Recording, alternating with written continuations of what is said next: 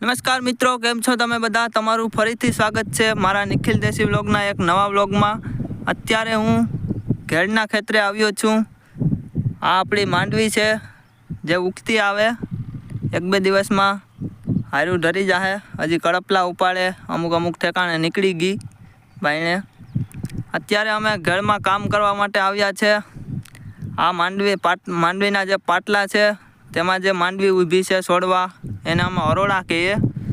એ અરોડા ઉપાડવા માટે અમે અહીંયા આવ્યા છે, જેથી અરોડા ઉપડી જાય પછી આમાં આપણે હાથી આંકવાનું છે.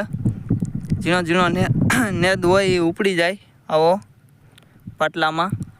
આ રાપમાં નડે એવા માટે અમે ઉપાડીએ છીએ આ રીતના. અહીંયાથી ઉપાડવાના બાકી છે, હું બતાવું. એટલા અમે આજ સવારના ઉપાડ્યા, અહીંથી આ ઉપાડેલા છે. હાથીમાં નડે નહીં એવા માટે ઉપાડીએ. માંડવી પણ આપણી બહુ ઘાટી નીકળી.